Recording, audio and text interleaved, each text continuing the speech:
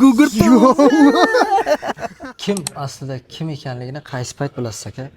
Ish yurishmaganda, sinov kelganda, pulsiz qolganda.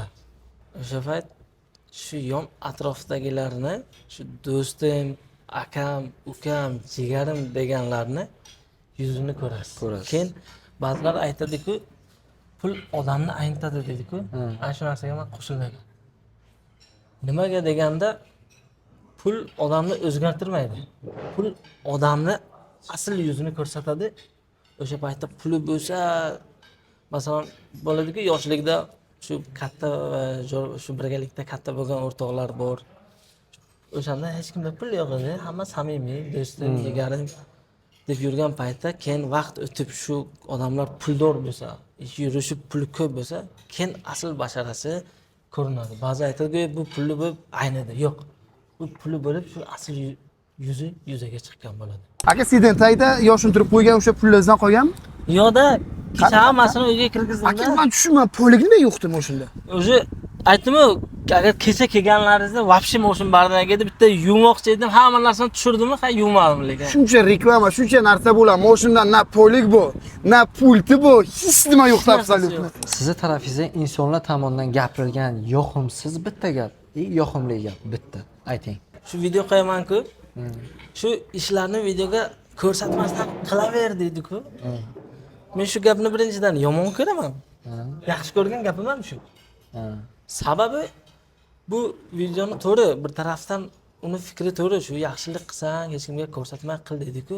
Lekin buni masalan Instagramga joylasangiz 30 mingta prosmotr bo'lsa, shu qilgan yaxshiligingizni 30 mingta odam ko'rib, xatab 100 tasi motivatsiya olib yaxshilik bitta qilsa, ana shu menga yetadi. Tangani ikki tarafli ham bor-da. Shuning uchun shu gapni o'zi ham yomon. Ikkinchi tarafi o'zi ham yaxshi. Hozir salfetga doimiy ishlatib yurasizmi? Albatta, albatta. Nima kerak bo'ladi? Taksilardan qolganda bu. Ha, endi bu kerak-da. Endi ko'chada bo'lib qolishi mumkin sizda. Ko'chada masalan qo'lingiz kir bo'lib qolsa, uni artib qo'l turasiz. kir bo'lib qolsa. Ha. Yolg'iz qolganingizda xayolingizga keladigan birinchi savol. Nima qilsam xalqimda shu xalqqa manfaatim tegadi. Mana bu o'lib ketgandan keyin men qanday iz qoldiryapman? Keyin borayotgan yo'lim, qilayotgan ishlarim maqsadimga mosmi degan savol. Har kechasi o'ylaymanki, ertaga yana nima, qanday manfaatli ish qilay. Xoh video tomonlama bo'lsin, xoh bironta rolik bo'lsin, xoh shu rolikka taalluqli bo'lmagan ish bo'lsin, qaytib shu o'tgan bir kuni bitta yaxshiliksiz o'tmasin. O'zi nimada boshida boshlaganim shu juma kuniga o'zi taksiz edim. Ana shunda ana shu xayol bor edi, harakat yo'q edi. Ana shu harakat bitta juma kuni bepul taksi bo'ldi. Ana shundan boshlanib ketdi. Bundan boshlanib ketdi. Молодец.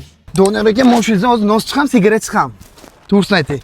Moshina hech narsa chiqmaydi lekin. Mamnunsi nima edi bu aka? Bu nima qilgansiz buni?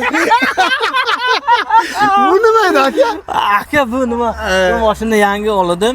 Bunga asvejitni tiqib yondirib qo'ygandim. Asvejitni tiqib yondirib qo'yib, asvejitnimi aka? Asvejitli. Qarindoshlar sizlar nima bo'lsa, nima bo'lishi mumkin? Yana mabloqlar g'ijimlangan. Yaqinroqda ko'rgaz, yaqinroqda simbolik gugurtdan bor. Qaysi moment pauzani bosib, naslajasiya qilmoqingiz keladi? Savollar necha kun o'ylab bunaqa savollar tiqib kelasiz?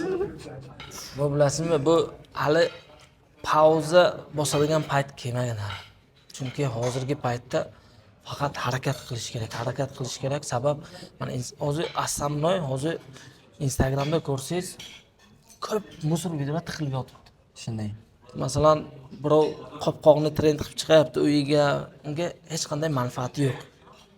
Ana uchun hali pauza bosib naslarizatsiya qiladigan payt kelmadi. Hozir faqat gaz.